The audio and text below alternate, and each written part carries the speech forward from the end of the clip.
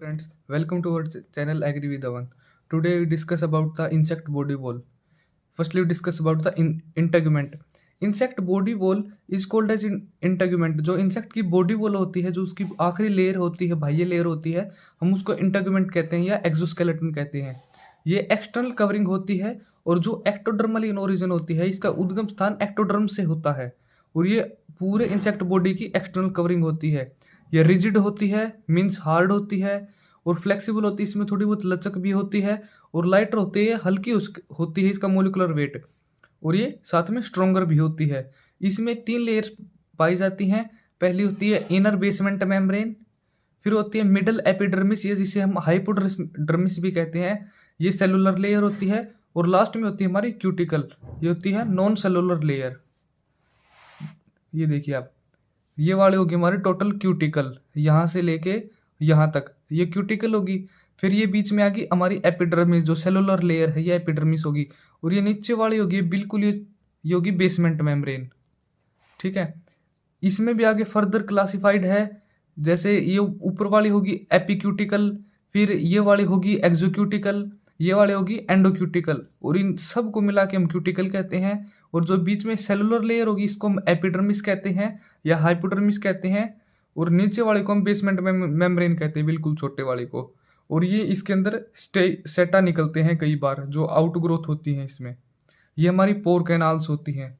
ठीक है, ये हमारे ट्राइचोजन सेल्स होते हैं, जो सेटा को बनाने का, जो आउट ग्रोथ होती है उसको बनाने का काम करते हैं। अगर हम फंक्शन की बात करें इंसेक्ट बॉडी वॉल का, तो ये एक डेफिनेट शेप प्रोवाइड करने का काम करती है इंसेक्ट की बॉडी को, उसको एक अच्छी शेप देती है और स्ट्रेंथ देती है बॉडी को, ये इंसेक्ट को, और उसके अपेंडिजेस जो उसकी आउटग्रोथ्स हैं उन सब को स्ट्रेंथ देने का काम करती है। साथ में ये डेसिक्टेशन से बचाती है। डेसिकेशन क्या होता है, जो भी हमारे जो वाटर के लॉस के कारण जो भी ड्राई होता है उससे प्रिवेंट करने का काम करती है। और ये मसल्स को attachment, area for attachment provide करती है, जिससे वो आपस में जुड़ी रहें। Prevent from external environmental factor, कोई भी एक्सटर्नल डैमेज है उससे बचाने का भी इंसेक्ट बॉडी को काम करती है। इसके इंपॉर्टेंट फंक्शन डेफिनेट शेप हो गया, स्ट्रेंथ हो गया, डेसिक्टेशन से बचाती है, एरिया प्रोवाइड करती है अटैचमेंट के लिए और एक्सटर्नल फैक्टर से बचाती है। अब इनके स्ट्रक्चर को देखें तो ये बेसिकली 3 लेयर्स में डिवाइडेड है। पहली हमारी क्यूटिकल थी जो नॉन सेलुलर लेयर थी, फिर हमारी एपिडर्मिस आ गया, हाइपोडर्मिस कहते हैं हम इसे, और नीचे लास्ट वाली जो बिल्कुल छोटी वाली थी वो बेसमेंट मेम्ब्रेन होगी। क्यूटिकल फर्दर 2 टुकड़ों में डिवाइडेड है, 2 लेयर्स में डिवाइडेड है, एपिक्यूटिकल और प्रोक्यूटिकल। एपिक्यूटिकल और प्रोक्यूटिकल, ठीक है। एपिक्यूटिकल 4 लेयर्स में है। पहली है सीमेंट लेयर, फिर वैक्स लेयर, फिर पॉलीफिनोल और फिर क्यूटिक्यूलिन। और प्रोक्यूटिकल फिर फर्दर है एक्सोक्यूटिकल और एंडोक्यूटिकल, और लास्ट वाली हमारी होगी बेसमेंट मेम्ब्रेन। आप इसको एक बार दोबारा देखो, ये होगी हमारी सबसे ऊपर एपिक्यूटिकल, फिर ये वाली होगी एक्सोक्यूटिकल, ये आ गई बीच में एंडोक्यूटिकल, ये आ गई हमारी एपिडर्मिस जो सेकंड लेयर। यहाँ तक ये सिर्फ फर्स्ट लेयर है।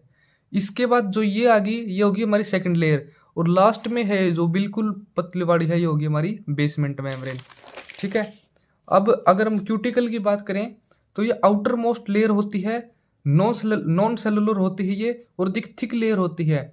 ये डिफाइन करती है कि क्या सरफेस पैटर्न होगा और क्या फिजिकल प्रॉपर्टीज होंगी इंटेगुमेंट की, जो भी हमारी लेयर है आउटवर्ड लेयर्स, इंसेक्ट की बॉडी का सरफेस पैटर्न कैसा होगा, ये सब क्यूटिकल ही डिफाइन करती है। और क्यूटिकल के फर्दर हमने 2 क्लासिफिकेशन किए थे, एपिक्यूटिकल और प्रोक्यूटिकल। अब हम देखते हैं एपिक्यूटिकल को। जो हमने बिल्कुल छोटी वाली लेयर देखी थी, जो आउटमोस्ट थी, सबसे छोटी थी, ये वाली लेयर थी, ये है हमारी एपिक्यूटिकल, बिल्कुल ये पतली वाली एपिक्यूटिकल है ये। ठीक है, एपिक्यूटिकल सबसे आउटर लेयर होती है, इसमें कोई चिटिन प्रेजेंट नहीं होता, कुछ इसको काइटिन भी कहते हैं, अलग अलग प्रोनाउंसिएशन हो सकती है अपने अपने। थिकनेस 1 से लेकर लगभग 4 माइक्रोन इसकी थिकनेस होती है एपिक्यूटिकल की। ये क्यूटिकल का फर्स्ट पार्ट था एपिक्यूटिकल, और एपिक्यूटिकल को हम फर्दर क्लासिफाई करेंगे। अब अगर हम एपिक्यूटिकल को देखें तो सबसे फर्स्ट लेयर होती है इसमें सीमेंट लेयर, ये टॉप मोस्ट लेयर होती है। एपिक्यूटिकल किसका पार्ट है, क्यूटिकल का पार्ट है, और क्यूटिकल में इसमें एपिक्यूटिकल में सबसे पहली लेयर कौन सी है? सीमेंट लेयर है। ये टॉप मोस्ट लेयर है, सबसे हार्ड है और एक्सटर्नल डैमेज से बचाने का सीधा कार्य करती है। और कोई भी फॉरेन ऑर्गेनिज्म जो इंसेक्ट की सबसे ऊपर वाली लेयर होगी तो उससे डायरेक्ट बचाने का काम करती है, फॉरेन इन ऑर्गेनिज्म के इन्वेजन को रोकती है। और ये कहाँ से सिक्रीट होती है? डर्मल ग्लैंड्स द्वारा सिक्रीट होती है ये। और जो वर्जन ग्लैंड्स होते हैं जैसे लेपिडोप्टेरा में, तो ये वर्जन ग्लैंड से भी सिक्रीट होती है। नॉर्मली ये डर्मल ग्लैंड से सिक्रीट होती है, टॉप मोस्ट होगी, हार्ड होगी और डैमेज वगैरह से ये बचाने का काम करती है हमारी सीमेंट लेयर। ये एपिक्यूटिकल का पार्ट है। एपिक्यूटिकल का अगला पार्ट है हमारा वैक्स लेयर। वैक्स लेयर हमारी प्रोमिनेंट लेयर होती है, मीन्स डोमिनेटेड लेयर होती है। ये 0.25 माइक्रोन्स यानी बहुत छोटा साइज होता है इसका थिकनेस में, ये इसकी थिकनेस होती है। ये वाटर को कंजर्व करने का काम करती है, उसको अंदर स्टोरेज प्रोवाइड करने का काम करती है। और ये किस चीज़ से मिलकर बनी होती है? बहुत सारी जो हमारी हाइड्रोकार्बन्स की बड़ी बड़ी चेन होती है, जिनके अंदर हाइड्रोजन और कार्बन की बड़ी बड़ी चेन से मिलकर बनी होती है और ईस्टर से मिलकर बनी होती है, ये हो रही है हमारी वैक्स लेयर। अब अगर हम पॉलीफिनॉल की बात करें, ये नॉन स्टैटिक लेयर होती है। स्टैटिक मीन्स जो एक जगह स्टेबल रहता है, नॉन स्टैटिक में थोड़े बहुत इधर उधर हो सकता है, थोड़ी बहुत फ्लेक्सिबिलिटी प्रोवाइड करने का काम करते हैं पॉलीफिनॉल। ये किस चीज़ से मिलकर बनी होती है? फिनॉल से मिलकर बनी होती है। फिनॉल में क्या होता है? एक हमारी बेंजीन रिंग होती है, इस तरह की स्ट्रक्चर देख लेना आप, ये बेंजीन रिंग होंगी। फिर इसके ऊपर हमारा जो OH वाला ग्रुप अटैच होता है, ये हमारा पॉलीफिनॉल हो गया। बहुत सारे पॉलीफिनॉल से अलग अलग टाइप के मिलके हमारी पॉलीफिनॉल बनी होती है। इसमें एपिक्यूटिकल में लास्ट हमारा पार्ट है क्यूटिक्यूलिन। क्यूटिक्यूलिन हमारी अंबर कलर्ड की होती है, ये कलर है हमारा जो आसमानी रंग भी कह देते हैं हम, वैसे वेरी करता है। ये थिन लेयर होती है, बहुत पतली होती है और परमिएबल होती है, मीन्स इसके अंदर से कुछ चीज़ें पास हो सकती हैं। पिगमेंटेड रीजन होता है ये एक इंसेक्ट बॉडी को कलर प्रोवाइड करने में एक इंपॉर्टेंट रोल प्ले करता है। ये नॉन चिटिनस होती है, मीन्स इसमें चिटिन प्रेजेंट नहीं होता। पोलिमराइज्ड लिपोप्रोटीन्स लेयर होती है, मीन्स बहुत सारी पॉलीमर्स के साथ मिलकर और लिपोप्रोटीन से मिलकर बनी होती है ये क्यूटिकुलिन लेयर। ये हमारे एपिक्यूटिकल के सारे टाइप हो गए। अब आता हमारा प्रोक्यूटिकल। ये सब किसके पार्ट हैं? ये सब पार्ट है हमारे क्यूटिकल का हमारा एपिक्यूटिकल हो गया। एपिक्यूटिकल के हमने फर्दर 4 क्लासिफाई कर लिए। अब आता हमारा प्रोक्यूटिकल। ये हमारी जो एपिक्यूटिकल जो सबसे ऊपर वाली लेयर होगी, और जो एपिडर्मिस है, एपिडर्मिस कौन सा? हमारा जो बीच वाला रीजन था ना, जो बेसमेंट मेम्ब्रेन से ऊपर वाला रीजन था, उनके बीच में प्रोक्यूटिकल प्रेजेंट होती है। जो लंबे लंबे पोर कैनाल्स इसमें प्रेजेंट होते हैं, ठीक है। इसके अंदर चिटिन होता है और प्रोटीन के कोई कॉम्प्लेक्स मिक्सचर्स होते हैं, ये सब इसके अंदर होता है। इसके अंदर पोर कैनाल्स बेसिकली पाई जाती है, जो ट्यूब लाइक स्ट्रक्चर्स थी, जो लंबे लंबे ट्यूब लाइक स्ट्रक्चर थी, वो इसके अंदर पाए जाते हैं। प्रोक्यूटिकल को आप ये देखो, इसके अंदर पोर कैनाल्स पाए जाते हैं, लंबे लंबे लेयर्स, ये सब प्रोक्यूटिकल में ही आते हैं, ठीक है। ये एंडोक्यूटिकल का ही पार्ट है ना, क्योंकि प्रोक्यूटिकल में क्या होता है? एक्सोक्यूटिकल और एंडो, ये दो प्रो में ही आते हैं, तो ये दोनों इसके अंदर ये ट्यूब लाइक स्ट्रक्चर पाए जाते हैं, पोर कैनाल्स पाए जाते हैं, ठीक है। ये जो परपेंडिकुलर रन करते हैं, यानी ऊपर से ऐसे रन करते हैं टू एपिडर्मिस। एपिडर्मिस जो बीच वाली लेयर हमारी बेस मेम्ब्रेन से ऊपर वाली है, उससे लेके जो एक्सटर्नल सरफेस तक है वहां तक रन करते हैं। इन्हें हम ग्लैंडुलर सिक्रेशंस भी कई बार ले जाते हैं नीचे वाले रीजन से ऊपर वाले रीजन में। जो हमारा नीचे वाला एपिडर्मिस रीजन था, उससे लेके ऊपर वाले टॉप मोस्ट लेयर एपिक्यूटिकल तक ले जाने का काम करते हैं हमारे ये पोर कैनाल्स। इस प्रोक्यूटिकल में हमने 2 क्लासिफिकेशन देखी थी, एक एक्सोक्यूटिकल और एक एंडोक्यूटिकल। जो हमारी एक्सोक्यूटिकल होती है, ये ऊपर वाली एपिक्यूटिकल और एंडो के बीच में होती है। ये देखो, सबसे ऊपर हमारी होगी एपिक्यूटिकल, फिर यहां से हमारा स्टार्ट हो जाता है कौन सा? ये यहाँ इतना हो गया एक्सो, फिर हो गया एंडो। ये सब किसके पार्ट हैं? एक्सो और एंडो। इतना ध्यान रखो आप कि ये प्रो के पार्ट हैं, ये सब प्रो के पार्ट हैं। और ये पोर कैनाल्स नीचे वाले इन सेल से लेके ऊपर तक ले जाने का काम करती हैं, जो बेस में ऊपर वाली लेयर्स तक, ये काम हमारा पोर कैनाल्स करती हैं, ठीक है। और एक्सोक्यूटिकल है, ये कम थिकर होती है एंडो की बजाय, और ये थोड़ी हार्डर भी होती है। वो छोटी वाली लेयर है ना ऊपर वाली, और नीचे वाली ये थोड़ी ही जो अनडिफ्रेंशिएटेड टाइप में होती हैं, इतना ज़्यादा डिफ्रेंशिएशन मीन थोड़ी इतनी ज़्यादा मॉडिफाइड नहीं होती है, और ये थोड़ी थिक होती हैं, और इनके अंदर भी पोर कैनाल्स प्रेजेंट होते हैं हमारे। अब क्यूटिकल के बाद हमारा जो बीच वाली मेम्ब्रेन है, मिडल एपिडर्मिस है या हाइपोडर्मिस आती है हमारी, वो सेकंड लेयर है। एक सिंगल सेल लेयर होती है, इसमें एक सिंगल सेल्स होते हैं और प्रत्येक सेल इसमें कोल्यूमनर शेप का होता है, जैसे कॉलम्स की शेप में ना, ऐसे ये वाली शेप होती है इनकी, इन सेल की। और ये लिविंग सेल्स होते हैं, ऊपर वाले नॉन लिविंग थे और ये लिविंग है, ठीक है। जो क्यूटिकल के थे वो नॉन सेलुलर थे और नॉन लिविंग थे, और इसमें सब लिविंग सेल हैं। और जो रिमेनिंग पोर्शन हो गया, ये सब किससे मिलके बना होता है, ये एपिडर्मल सेल्स की एक्टिविटी से ही सब मिलके बना होता है, यहीं से ज़्यादातर ओरिजिनेशन होता है। और जो एपिडर्मल सेल्स हैं ये सब किस चीज़ से जुड़े होते हैं, ये सब साइटोप्लाज्मिक अलग अलग प्रोसेस हो रही होती हैं जिनके कारण ये जुड़ने का काम करते हैं, जिसे हम डेस्मोसोम्स भी कहते हैं, ठीक है। अलग अलग साइटोप्लाज्म्स में इनके प्रोसेस हो रही होती हैं जो इन सेल्स को जोड़ने का काम करती हैं, इन सेल को अटैचमेंट देने का काम करती हैं। मॉडिफिकेशन की हम बात करें, कुछ मॉडिफिकेशन हो जाती है इनमें, कुछ कई बार जो कुछ सेल है वो मॉडिफाई होती हैं, सिक्रेटरी हो जाती है फंक्शन में, यानी वो सिक्रीशन करने का काम करने लग जाते हैं, जिसे हम डर्मल ग्लैंड सेल्स भी कहते हैं। कुछ सेल कई बार मॉडिफाइड होते हैं कुछ आउट ग्रोथ देने के लिए, मीन्स जो बॉडी के बाहर वाला जो सेटा वाला रीजन मैंने दिखाया था वो वाला काम करने लग जाते हैं, जिनको हम ट्राइचोजन सेल भी कहते हैं, ट्राइकोजन भी कह सकते हैं कुछ। और ये हमारी ट्राइचोजन कौन से होते हैं, जो आउट ग्रोथ दें, सेटा हमें प्रोवाइड करें। और इसके साइड वाले होते हैं हमारे कौन से, टोरमोजल सेल कौन से होते हैं, जो ट्राइचोजन के अराउंड में होते हैं। अब मैं पिक्चर से दिखाता हूँ एक बार आपको। ये हो गया हमारा ट्राइचोजन, जिनमें से आउट ग्रोथ निकलती है। और ये वाले हो गए हमारे जो इसके आसपास वाले रीजन होते हैं टोरमोजन, जो सेटल सॉकेट बनाने का काम करते हैं, ये सॉकेट प्रोवाइड करने का काम करते हैं। ये हमारे बीच वाली मेम्ब्रेन है, कौन सी है, ये एपिडर्मिस मेम्ब्रेन है। नीचे वाला ये बेसमेंट है। अभी तक हमने क्यूटिकल पढ़ी थी, इतनी पढ़ी थी हमारी, ठीक है। अब हम एपिडर्मिस इस रीजन की बात कर रहे हैं, और ये है हमारे ट्राइचोजन सेल्स, जिनसे आउट ग्रोथ ओरिजिनेट होती है। अगर हम फंक्शन की बात करें, ये टोरमोजन सेल क्या करते हैं, ये एक मेम्ब्रेन प्रोवाइड करने का काम करते हैं, इस आउट ग्रोथ के नीचे एक मेम्ब्रेन का प्रोवाइड करते हैं, जिसके कारण थोड़ी बहुत फ्लेक्सिबिलिटी आती है इसमें।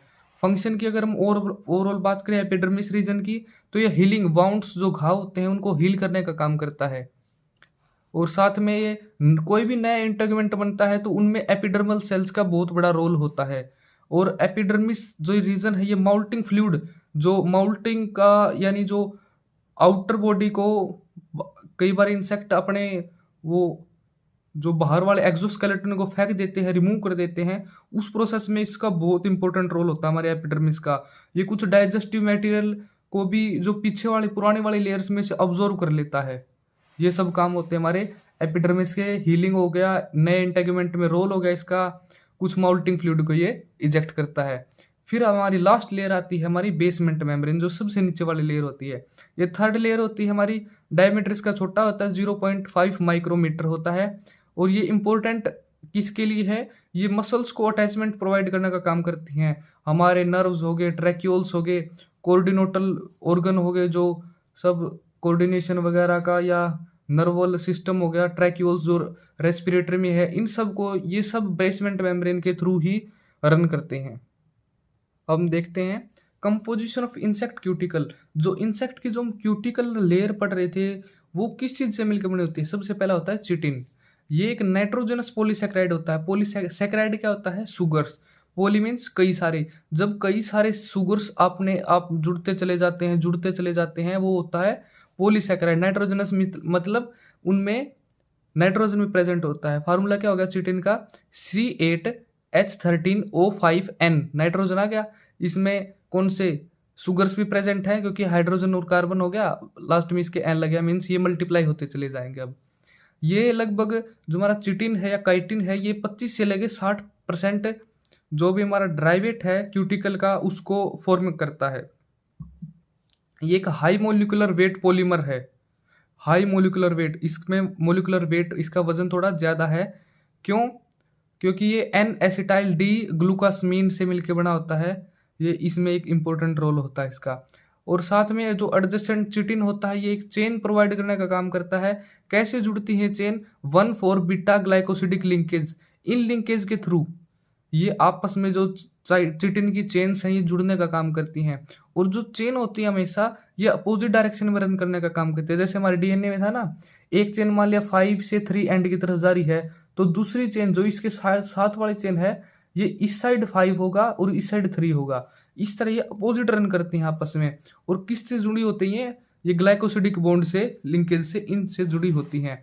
जो ये चिटिन है ये सोल्यूबल होता है सिर्फ मिनरल एसिड में और हाइपोक्लोराइट में, इन दो में सोल्यूबल होता है। जो मिनरल एसिड होते हैं जो हमारे मिनरल से निकलते हैं, और हाइपोक्लोराइट इनमें सोल्यूबल हो गया, बाकी सब में ये इनसोल्यूबल होगा। हमारा वाटर हो गया, एल्कोहल हो गया, डाइल्यूट एसिड कुछ भी हो गया, बाकी में ये सोल्यूबल नहीं होगा, सिर्फ इन दो में ये सोल्यूबल होगा। और जो हमारा चिटिन है ये सिंथेसाइज होता है, मीन्स ये फॉर्म होता है किससे, कहाँ से, किस रीजन से, इंसेक्ट के एपिडर्मिस रीजन से ये फॉर्म होता है, वहां से ये बनता है। और एक नाइट्रोजनस पॉलीसैकेराइड है हमारा चिटिन, और ये अलग अलग लिंकेज से बॉन्ड से जुड़ा होता है। अगर हम प्रोटीन की बात करें तो 3 टाइप के प्रोटीन होते हैं जो इंसेक्ट क्यूटिकल में इंपॉर्टेंट रोल प्ले करते हैं।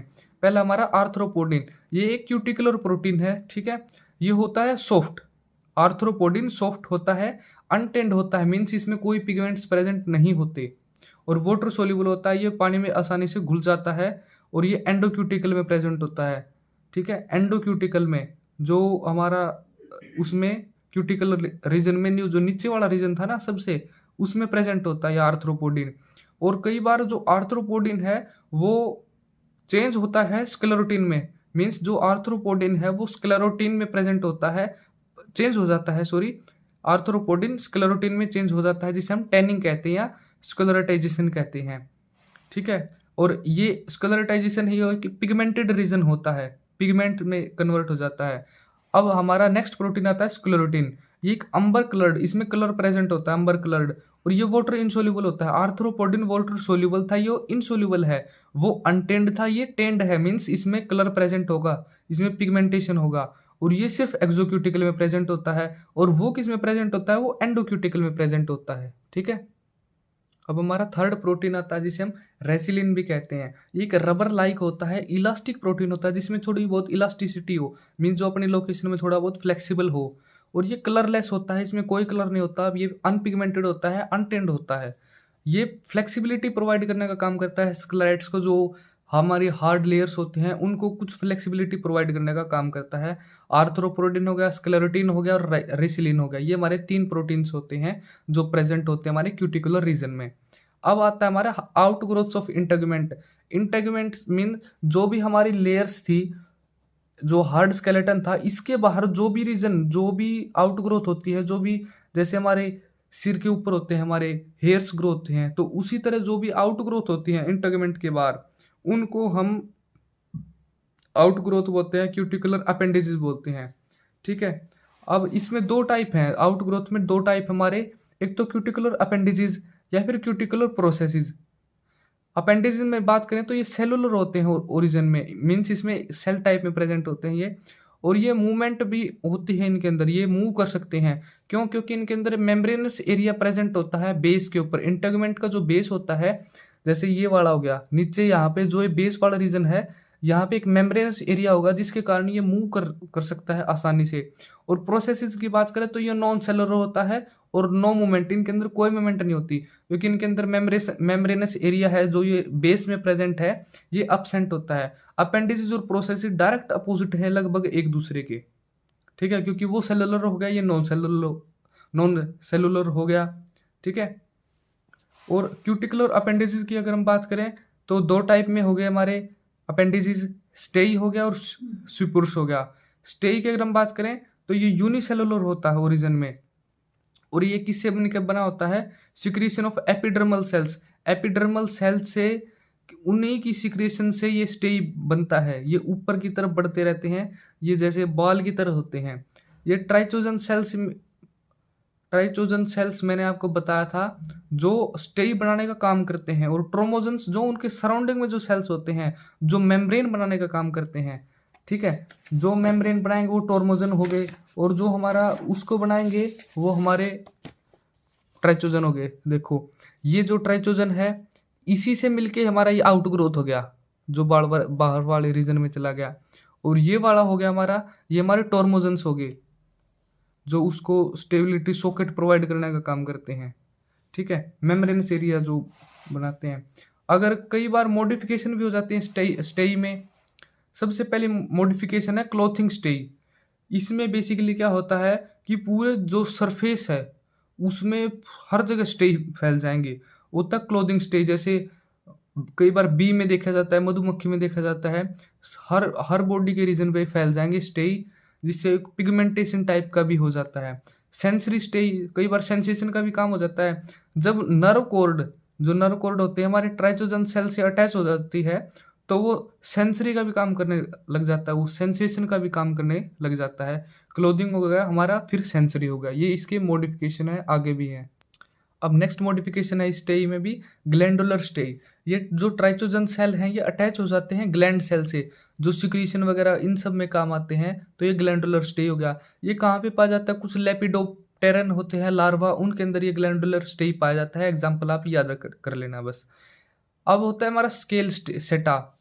जो सेटा हमारे ये जो स्टेई है वो थिन पड़ जाते हैं, पतले हो जाते हैं और फ्लैट और सरफेस के ऊपर फैल जाते हैं, ठीक है। जैसे ये पतले हो गए, पूरे सरफेस के ऊपर फैल गए जो भी है, और ये हमारे स्केल टाइप में हो जाते हैं, जैसे बटरफ्लाइज में और मोथ में कई बार देखा जाता है, ठीक है। नेक्स्ट इसी में टाइप था हमारा सुपुर्स, ठीक है। अपेंडिज के दो टाइप हो गए ना, एक तो स्टेई और एक सुपुर्स। ये हमारा सुपर्स है। इस केस में क्या होता है, जो पूरा इंटेगुमेंट है ये रेज हो जाता है above the general body of surface. जो भी हमारा जितने भी अपेंडेजेस हैं, जो भी इंटेगुमेंट के हैं, ये पूरे ऊपर राइज हो जाते हैं सारे के सारे, और ये सुपर्स बनाने का काम करते हैं। जो सुपर कहाँ पे पाए जाते हैं? जो हाइंड लेग्स, जो पीछे वाली लेग्स होती हैं ग्रास ऊपर की, वहां पे सुपर्स पाए जाते हैं। एग्जाम्पल जरूर याद रख लेना इसका। अब आते हैं हमारे क्यूटिकुलर प्रोसेसेस। जो माइक्रोट्रिचिया है या फिक्स्ड हेयर हम कहते हैं, और स्पाइन, ये दो मेन टाइप हैं क्यूटिकुलर प्रोसेस के। जो इस टाइप नहीं कह सकते हम, जो इसमें पाए जाते हैं माइक्रोट्रिचिया, ये नॉन सेलुलर होते हैं ओरिजिन में, और मोस्टली कहाँ पे प्रेजेंट होते हैं? ये किस फॉर्म में प्रेजेंट होते हैं? स्मॉल पॉइंटेड हेयर्स, जो छोटे छोटे बिल्कुल पॉइंट लाइक हेयर्स होते हैं, वो होते हैं हमारे माइक्रोट्रिचिया। जो विंग्स ऑफ डिप्टेरा या मिकोप्टेरा, इनमें पाए जाते हैं। हमारे जैसे हमारी जो मक्खी होती हैं, हाउस फ्लाइज होती हैं, और मच्छर होते हैं मॉस्किटोज, उनके अंदर ये माइक्रोट्रिचिया पाए जाते हैं, जो नॉन सेलुलर होते हैं ओरिजिन में, और ये पॉइंटेड हेयर्स होते हैं। अब स्पाइन्स की अगर हम बात करें तो ये मल्टी सेलुलर होते हैं ओरिजिन में, और ये लगभग सुपुर से सिमिलर होते हैं, ठीक है। लेकिन इनमें एक खास बात होती है, जो हमारे सुपुर्स हैं वो थोड़े बहुत अपने फ्लेक्सिबिलिटी होती है, उनमें हिल सकते हैं, वो मूवमेंट शो कर सकते हैं, लेकिन स्पाइन शो नहीं कर सकते। क्यों नहीं कर सकते? क्योंकि इनके अंदर जो बेस में जो मेम्ब्रेनस एरिया था वो अपसेंट होता है, इसलिए नहीं कर सकते ये। एग्जाम्पल है इसका spines on the hind legs of grasshopper. जैसे ऊपर में था ना spur on the hind legs of grasshopper, spurs का एग्जाम्पल था। उसी तरह जैसे सुपर में था ये सुपुर्स में, और इसी तरह ये हमारे स्पाइन्स में भी यही एग्जाम्पल है, बस स्पाइन लग जाएगा। इसमें देखो ये सेटा हो गया, इसके ऊपर निकल गया जो आउटग्रोथ होती है, ये हमारा होता है पिट। ये एक डिप्रेस्ड रीजन सा होता है, एक छोटा गड्ढे तरह होता है। ये हमारी टॉप मोस्ट लेयर होगी एपिक्यूटिकल। फिर ये हमारे टोर्मोजन सेल, ये साइड वाले सेल हो गए हमारे टोर्मोजन, और ये ट्राइचोजन्स, जिन सेल से ये ओरिजिन होता है स्टेई, और ये लास्ट वाली हमारी बेसमेंट मेम्ब्रेन होगी। ये हमारा सेट ऑफ द इंसेक्ट हो गया पूरा। ये हमारा सेटा है जो आउटग्रोथ है बेसिकली। ये हमारा इंसेक्ट बॉडी मेरे हिसाब से लगभग कंप्लीट होता है। इससे ज़्यादा हमारे लेवल पे, बीएससी लेवल पे, इससे ज़्यादा इंपॉर्टेंट नहीं है। Thanks for watching video and subscribe our channel. Thank you.